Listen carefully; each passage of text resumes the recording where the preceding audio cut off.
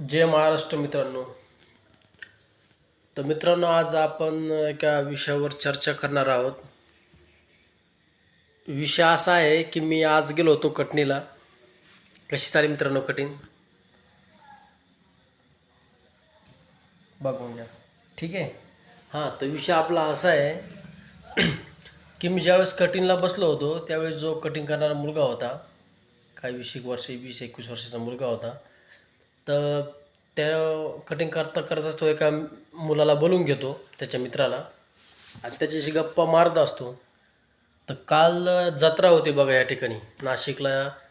एका ठिकाणी जत्रा होती आणि तो जो कटिंग करणारा मुलगा आहे तो त्या मुलाला बोलतो, "बा तू काल जत्राला काहून नव्हता?" बरोबर आहे. तर तो जो त्याचा मित्र आहे तो म्हणतो की बाबा मला अभ्यास करायचा होता आणि मला वेळ कुठे भेटतो, असं काही ते भलतंच तो बरंच काय तो बोलून गेला. पण जो कटिंग करणारा मुलगा होता तो सांगत होता की बाबा वर्षातून एकदाच जत्रा येते, बरोबर आहे, स्वतःसाठी थोडासा वेळ दिला पाहिजे. ते 21-22 वर्षाचा पोरगा असा काही सांगत होता की स्वतःला वेळ दिला पाहिजे, तेवढा तो फ्रेश झाला असता. नाही बाबा, दिवसभर तू दुपारून तरी आला असता तरी चाललं असतं. एक दिवस दुपारून आला असता आणि जत्रेमध्ये तू सामील झाला असता, आनंद घेतला असता जत्रेचा, तरी चालला असता. स्वतःसाठी तू वेळ दिला असता. आम्ही बघ कशी मजा केली. मी तर काल दिवसभर दुकान नाही बंद ठेवलं मी, पण मग 4 वाजेनंतर मी दुकान बंद ठेवलं आणि मी पण जत्रामध्ये गेलो, भरपूर मजा केली, असं त्या मुलाला सांगत होता. पण तो मित्र तसा ठाम होता आणि मी हे सगळं ऐकत होतो. तो मित्र, त्याची कटिंग बी त्याची चालू होती आणि त्या मित्राला सांगत होतो की, आणि तो जो आलेला मित्र होता तो सुद्धा ठाम होता. तो म्हणत होता की नाही मला वेळ भेटत नाही, असं नाही तसं नाही, टेन्शन आहे भरपूर, काय करू, हे असं करू तसं करू. तर हा कटिंग करणारा मुलगा म्हणत होता, तुझं काही टेन्शन असलं तर मी मिटवू का, मी तुला काही मदत करू का, वगैरे वगैरे, एक प्रकारे त्याची खिल्ली घेत होता.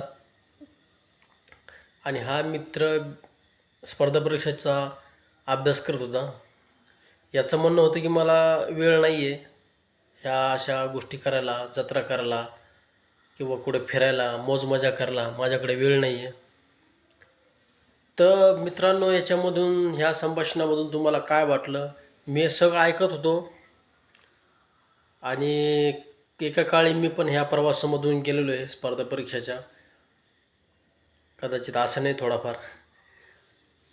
तर तुम्हाला काय वाटतं, ह्या दोघांच्या संभाषणामध्ये जे संभाषण चालू होतं याच्यामध्ये कोणाचं बरोबर होतं आणि कोणाचं चूक होतं?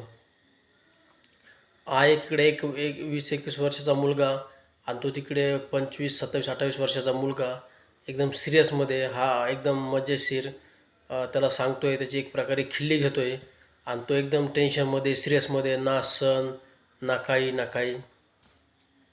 तर ह्या संभाषणामध्ये मला खूप काही वाटलं. त्याला मला बोलावंसं वाटत होतं दोघाला पण थोडं, पण नाही, मी पण थोडं शांत बसलो. तर काय वाटतं विद्यार्थी मित्रांनो तुम्हाला ह्या संभाषणामधून? मला तर भरपूर काही शिकायला भेटलं, कारण ज्यावेळेस मी ह्या सर्व गोष्टीतून बाहेर पडलो तेव्हा मला खरं जग कळालं. आता बरोबर आहे.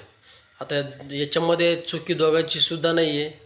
हा याची कदाचित खिल्ली घेत असावा, असा बी विषय नसावा, आणि त्या मुलालाही कदाचित आपल्याकडे वेळ नाही असं वाटत असावं, बरोबर आहे.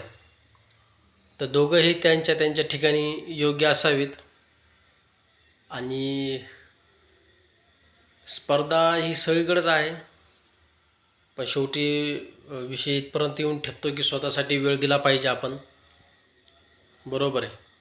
स्वतःसाठी, कारण आपण सगळ्या ज्या काही गोष्टी करत आहोत स्वतःसाठीच करत आहोत, स्वतःच्या आनंदासाठी करत आहोत.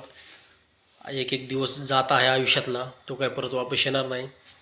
भविष्यात काही गोष्टी आपल्याकडे येतील, पण जो काही वेळ आहे, जे काय आपलं वय आहे, बरोबर आहे, त्या गोष्टी आपल्याकडे काही वापस येणाऱ्या नाहीत.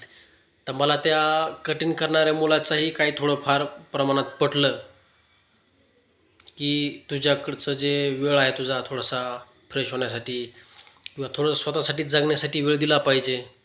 त्याच्यातून मला काही गोष्टी त्याच्या पटल्या.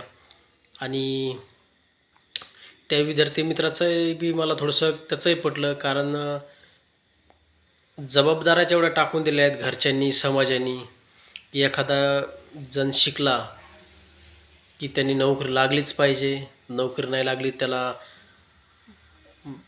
तुम्ही तुमच्या पद्धतीनं हा विषय विचार करू शकता. हा खूप गंभीर विषय आहे हा.